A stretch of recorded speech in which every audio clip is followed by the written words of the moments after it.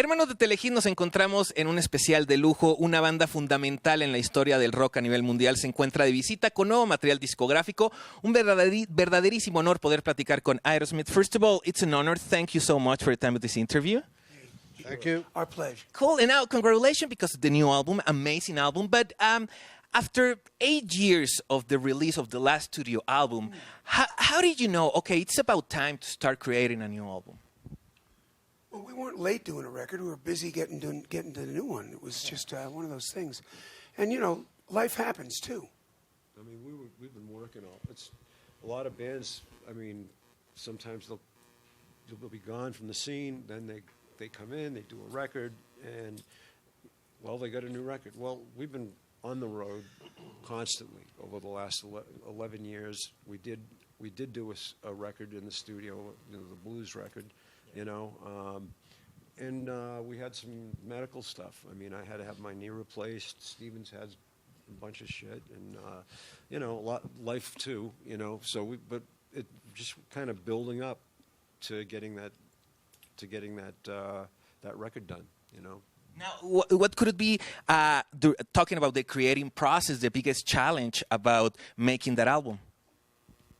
No challenge at all. I mean, it was rounding us up, getting us in the studio.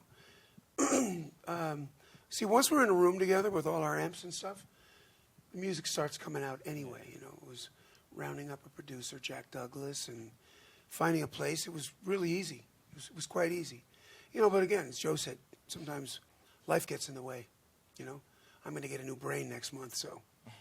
And then we kind of get in the groove, and it was really like feeling like we're in a comfort zone because we were working with Jack in the same kind of process that we did in the 70s, and so it was really, I mean, there are two parts to this career. One is playing live, the other is making records, and you know, when we're in record mode, it's and you got all the places, everything in the right place, it's.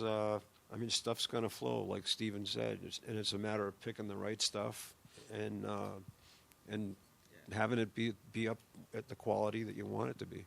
Now, Joey, for the show on Sunday, what all the fans could expect about the show? What can they expect? Yeah.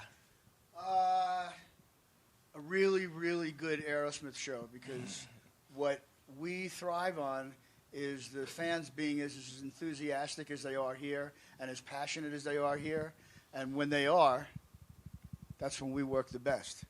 Cool. Now, you just released also a DVD rock for the Rising Sun. Tell us a little bit the adventure of touring in Japan, such an exotic place. Yeah, we've always been really big over there, and it's just, you know, beautiful to be accepted in the way they do. Each culture has its own passion, and they hang on lyrics. They'll applaud after a song, but they get quiet because they want to hear, they want to see, they want to drink it in. And, you know, after what happened there, you know, we all just got together and thought we should get back a little bit sooner. We're already, you know, radiated by flying around in the airplane, so we weren't afraid of that. And we honestly, we knew that they loved us, and it's a market to play, and it was the right thing to do at the right time. And we did a DVD. Yeah. We had a guy with us that decided to film it and say, this is too good not to. And it took 6 months to put it out after that. So, well, we noticed there was a different vibe when we went there from before, because we heard that some artists had decided not to tour because of the disaster, the radiation, and we didn't realize that it was going to have such an effect. And it was. And then when Casey, the guy Steven's talking about, our video guy, you know, hanging around and talking to the fans and realizing that there was all this appreciation for us coming, he said, "There's something here. I got to get this on film." And so we went around and did more interviews, and so it's kind of half a performance video, but it's also it shows how the fans. Had so much warmth and thanks for us coming over there, and we were kind of surprised by it. But the DVD is really it's really moving. Now, you were talking about the passion of the different crowds around the world. How can you describe the passion of Latin American crowd? way over the top. You know, for one thing, you know, you're all a big gang. You know, you really are. It's so much territory on the planet Earth, and you all have this magic. It reminds me of how my family was when I was growing up. And you lose it when you move away from your family, but all of South America is like a kept family. It's just, you know, very rich in beat, very rich in melody, very rich in song.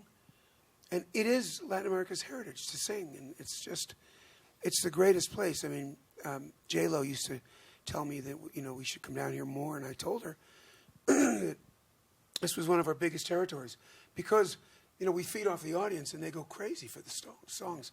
And they're totally over the top with it. And, you know, just show me that for 5 minutes and I'll be off the wall for 2 hours. I love that. Supportive of one another. Yeah. And when we get out there, they're so supportive of us that you can't help but give them everything that you have. Now, talking about the album Music from Another Dimension, working with Johnny Depp doing the backing vocal for Freedom Fighter, how was the experience? Say that again? The Johnny Depp doing backing vocals for the album from Freedom Fighter?